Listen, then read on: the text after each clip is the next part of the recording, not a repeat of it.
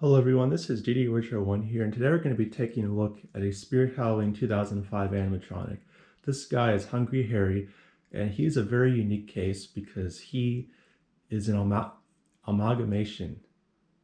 There we are. There is the right word I'm looking for, of parts and pieces from multiple companies. So if you were going to go off of the overall materials he's made from, this is a Jimmy product, because a majority of his internals are Jimmy parts. The head and the hands and the clothing, I believe, as well. At least some of the clothing and the shoes, those are all done by Distortions Unlimited. So Distortions Unlimited sculpted the head and the hands and the feet, and probably had something to do with the clothes as well because they're so high quality. And then this guy was distributed through Morris Costumes. And this one, at least, was sold basically exclusively at Spirit Halloween for 2005. And I know it's not an official Jimmy piece or whatnot, but I basically consider it a Jimmy piece because to build this, they used parts from a 5-foot Santa and just modified them. And then, it still has the push button on the base, it collapses and all of that.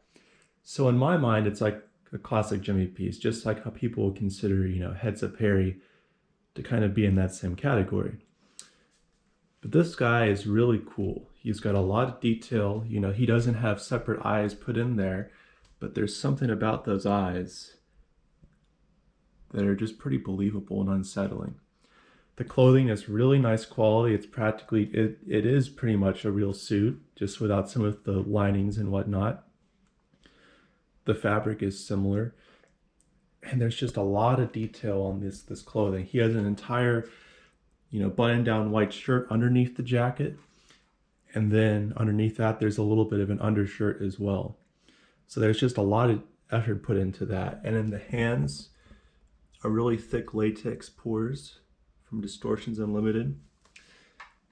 And yeah, he is literally a 5-foot Santa on the inside. His body shell is kind of like the prototype 5-foot monster, where it's just cut and zip tied and into different places to where he doesn't have that Santa belly going on.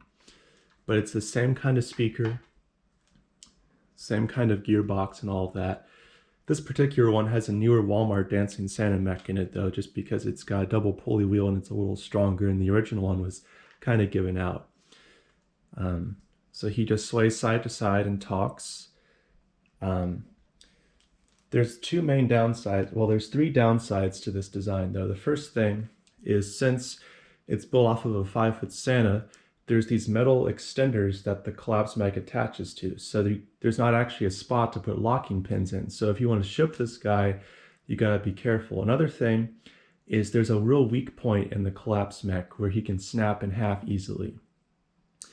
And the last downside would be the audio quality, because I don't know if it's the amplifier or just the way it was put on the chip, but it's very poor audio quality. It's great iconic audio in my opinion, just the quality is pretty bad.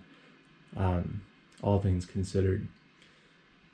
But yeah, here he is. He's intact. There's zero rot on the head, zero rot on the shoes, which are usually the first things to go, and zero rot on this hand. This hand is from another unit, so there's a little bit of rot, but that's why the sleeve's pulled down so you don't see it. But anyways, enough of me talking. I'm gonna get in here and activate him. There's one sequence, it's pretty long. There's volume control, motion sensor, push button. So here we go.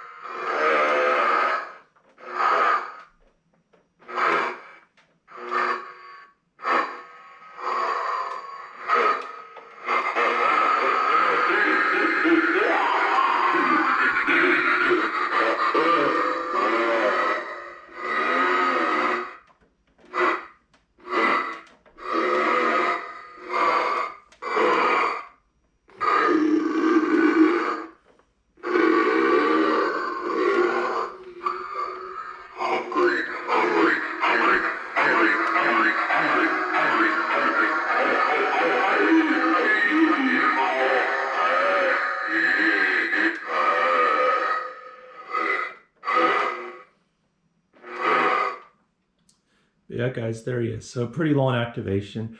I would activate him again or talk more, but I'm actually running out of space on this SD card, so I gotta wrap up the video here now. But let me know what you guys think of this piece. It's really cool. I really like it. I just wish it wasn't so scary to, collapse him and transport him, etc. But aside from that, pretty solid. And I love how it's a neat combination of like pro grade stuff and retail grade